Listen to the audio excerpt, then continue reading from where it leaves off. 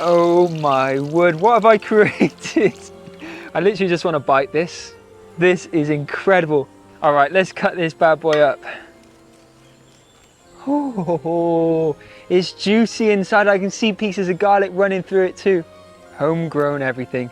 This has got to be good. Bellissimo. Oh, that is sensational.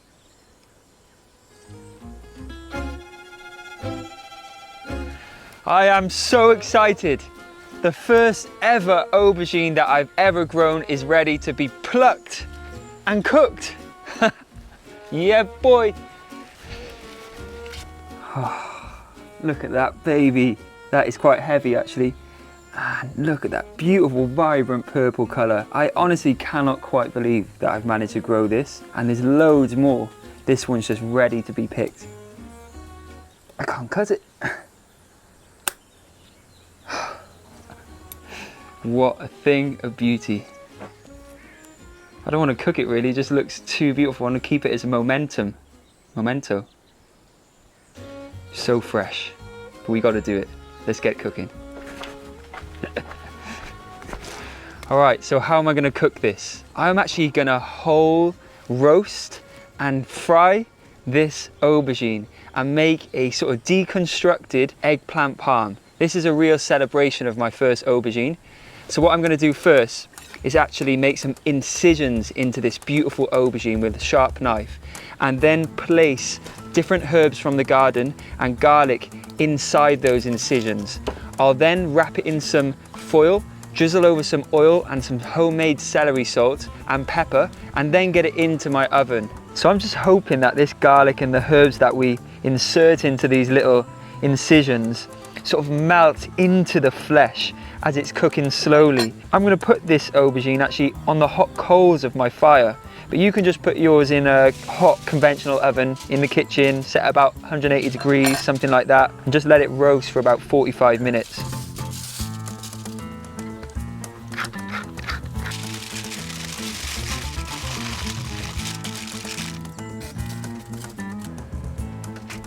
That is bubbling away already.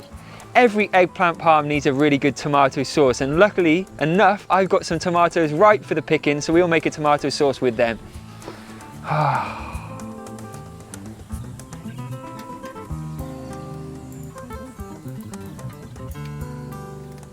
And of course, basil goes so well with tomatoes. Let's get some of that.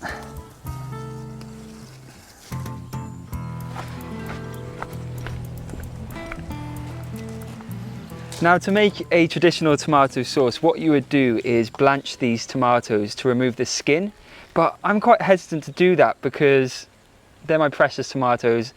I just want to use the whole tomato.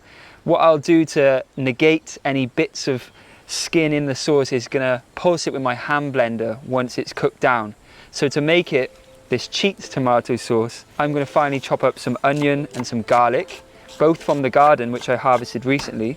Get them sauteing for a number of minutes, about 5 minutes, until they've really released all their sweetness. We'll add some salt, and then I'll add my chopped tomatoes and let them cook down slowly with the lid on the pan so they steam and they release all of their natural juices that's locked within inside them.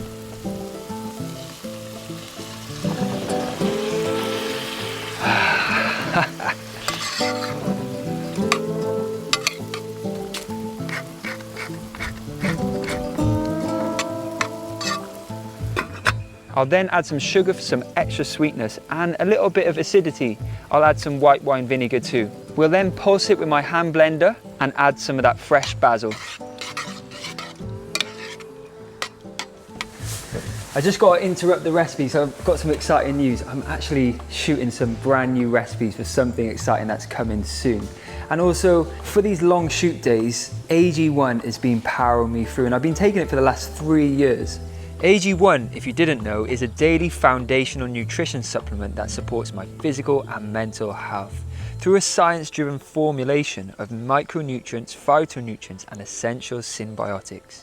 AG1 supports my brain, my gut health, and my immune system. At these long shoots and long days, I don't have to rely on coffee anymore. I'm having my AG1 throughout the day or first thing in the morning, and I feel refreshed and energized for the whole day. It's made up of 75 high quality ingredients carefully created to nourish all the body systems holistically, and it tastes really, really good.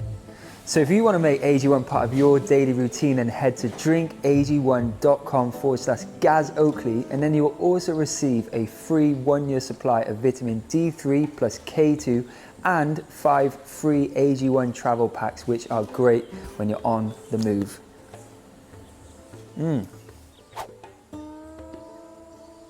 Aubergine's been in for about 45 minutes. Let's get it out and check it.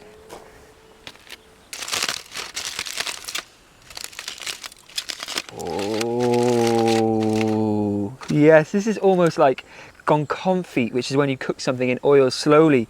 It's super soft. And yes, those bits of garlic and herbs have almost melted into it. Oh, it smells good. A little smoky from the fire. I'm gonna let this completely cool before coating it in my breadcrumbs.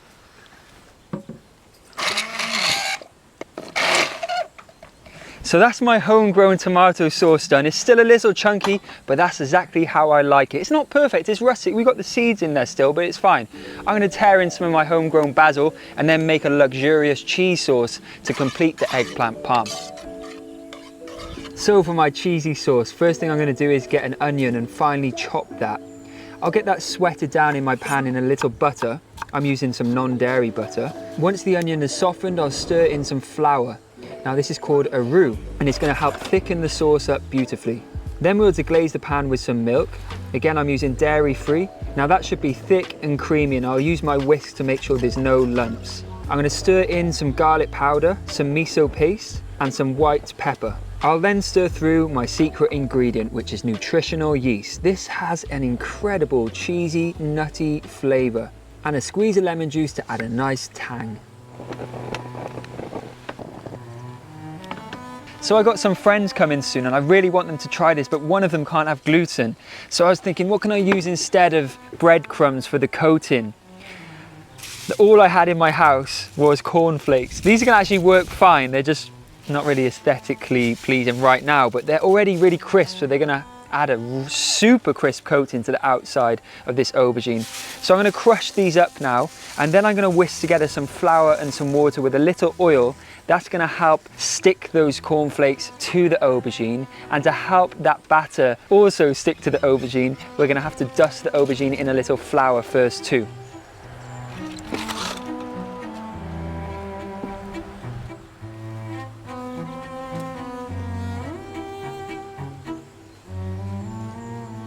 It's so handy that there's a nice stalk to use to move it between plate to plate. Now that's lovely and coated, it's got to go into the cornflakes now.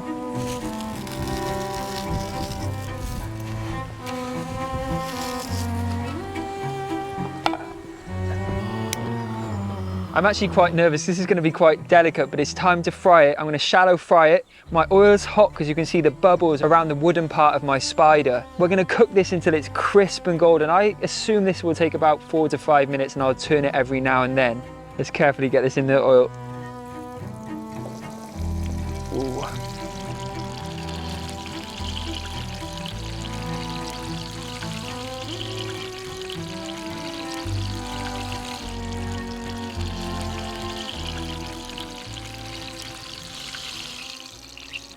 Oh my word, what have I created with my first ever aubergine that I've grown?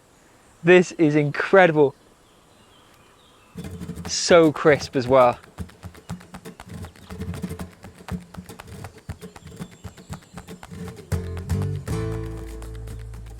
Just got my basil for garnish, and it's time to plate up! First thing on the base of my plate, my amazing homegrown tomato sauce.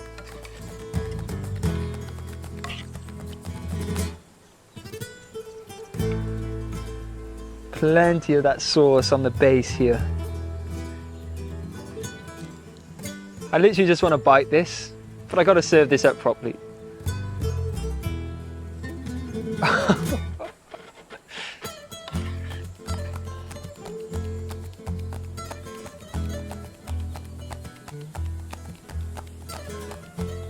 Guys, look at this. This is a way to celebrate my first aubergine. Bit of cracked black pepper on top, And I'm going to garnish with a bit of fresh basil, plus I got some homegrown fermented tomatoes.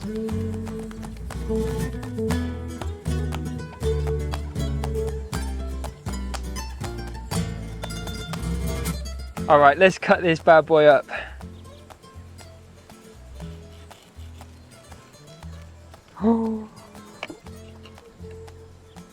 Oh, it's juicy inside. I can see pieces of garlic running through it too.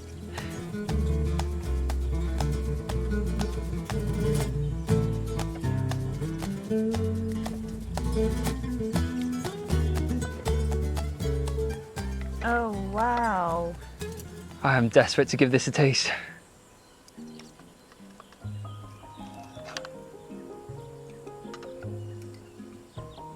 This has got to be good.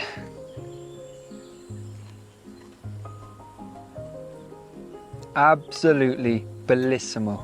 Homegrown everything. Oh, that is sensational. Mum, you've got to try some of this.